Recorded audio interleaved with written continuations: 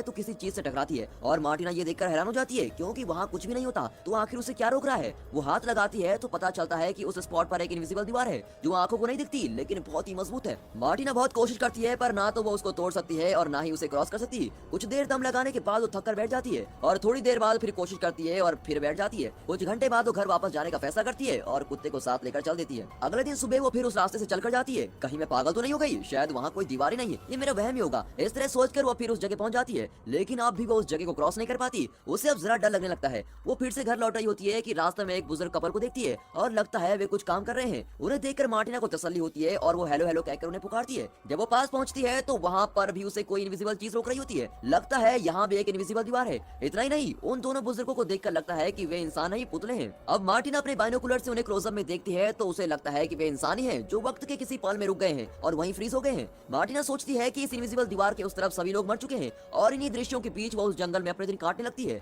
रोज की तरह वो एक दिन जंगल में चल रही होती है कि अचानक उसे एक गाय दिखती है। पहले तो मार्टिना डरकर दूर भागती है लेकिन फिर वो अपने अकेलेपन के बारे में सोचकर गाय को भी साथ ले लेती है। लगता है गाय की मैटिंग हो चुकी थी और वो रोज दूध देती है। इससे मार्टिना अपना चाय और कॉफी बना लेती है। बदले में वो गाय के लिए बहुत सारा घास काट कर लाती है और बहुत मेहनत करके उसकी देखभाल करती है। एक दिन मार्टिना घर के पीछे वाले रास्ते से अपनी कार लेकर जा रही होती है कि कुछ ही दूर पर गाड़ी किसी चीज पर जोर से टकरा जाती है। लगता है वहाँ भी इनविजिबल दीवार है। वहाँ से लगभग 20 फुट की दूरी पर एक और कार भी इसी तरह रुकी होती है। तब वो अंदाजा लगाती है कि इस इनविजिबल दीवार की थिकनेस लगभग 20 फुट है। अब आप ही बताइए इतनी मोटी दीवार को कैसे तोड़े या हटाएं? और ऐसी दीवार को आप कैसे तोड़ेंगे जो दिखाई भी नहीं देती और न जाने किसने इन्हें यहाँ लाकर रखा है? ये कहाँ शुरू होती है और कहाँ खत्म, इसका मार्टिना को जरा भी आइडिया नहीं होता। अब इस परिस्थिति में उसे क्रॉस करना तो नामुमकिन है। ये सोचकर वो मायूस हो जाती है और घर लौट आती है। अब वहाँ बस जाने के सिवा मार्टिना के पास कोई रास्ता नजर नहीं आता, इसलिए वो सर्दी के मौसम से पहले अपनी और गाय की जरूरत की सारी चीजें इकट्ठा करके रख लेती है। फिर चूल्हे के लिए ढेर सारी लकड़ियां भी लाकर रख देती है। यहाँ रहकर उसने आलू और कई सारी सब्जियां भी उगा ली होती है। उन्हें भी काट कर अगले 6 महीने के खाने का इंतजाम कर लेती है। एक दिन वहाँ एक बिल्ली आ जाती है और मार्टिना उसे भी घर में रख लेती है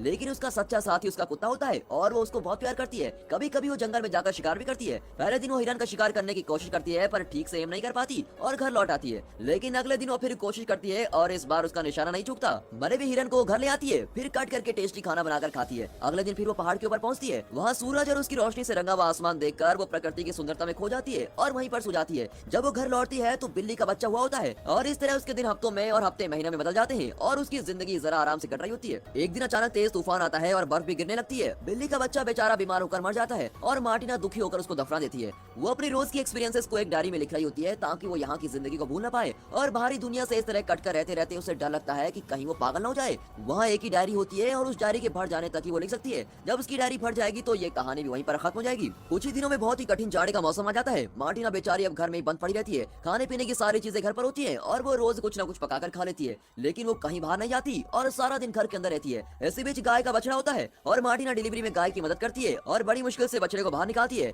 बछड़ा पैदा होता है और मार्टिना उसे भी संभालती है और किसी तरह जाड़े का मौसम बीत जाता है और मार्टिना घर पर ही रहकर तंग आ चुकी थी। अब उसकी डायरी में 25 में लिखा होता है और मार्टिना लिखती है कि इस जंगल में रहते रहते लगभग 1 साल गुजर चुका है और इस बात की एनिवर्सरी मनाने में पहाड़ पर जाने वाली हूँ। फिर वो कुत्ते को लेकर पहाड़ पर जाती है और शाम तक वहाँ का दृश्य निहार रही होती है। जो हो गया सो हो गया, आज से मैं एक नई जिंदगी की शुरुआत करूंगी, ये सोचकर वो घर लौटती है और वो पहले जैसी मायूस नहीं होती और अपनी डायरी देखने लगती है। अब ऋतुओं का चक्र फिर एक बार शुरू होता है। गर्मी, बरसात, बसंत इत्यादि मौसम आते हैं और चले भी जाते हैं। फिर एक बार जाड़ों का मौसम आता है और मार्टिना उसका सामना आसानी से कर लेती है। फिर बसंत ऋतु आती है और तब मार्टिना एक सफेद कौवे को देखती है। वो जरा घबराया हुआ लगता है क्योंकि बाकी काले कौवे उसको भगा रहे थे। उसे देखकर मार्टिना को लगता है कि ये भी मेरी जिंदगी की तरह है क्योंकि जंगल में अकेला है और पास की किसी भी चीज से उसका कोई संबंध नहीं। लेकिन फिर भी वो घबराकर भागा नहीं बल्कि उसने जिंदगी के असली मतलब को समझा और उसे अपनाया। उस कौवे में अपनी सच्चाई को देखकर मार्टिना को उससे हमदर्दी होने लगती है। वो उसे खाना देती है और कुछ दिन यूं ही बीत जाते हैं और मार्टिना धीरे धीरे अपनी पुरानी जिंदगी भूलने लगती है। एक दिन वो अपने कुत्ते के साथ पहाड़ से लौट रही होती है तो उस दृश्य को देखकर उसकी सांस रुक जाती है। पागल जैसा दिखने वाला एक आदमी मार्टिना की गाय के बछड़े का सर काट रहा होता है।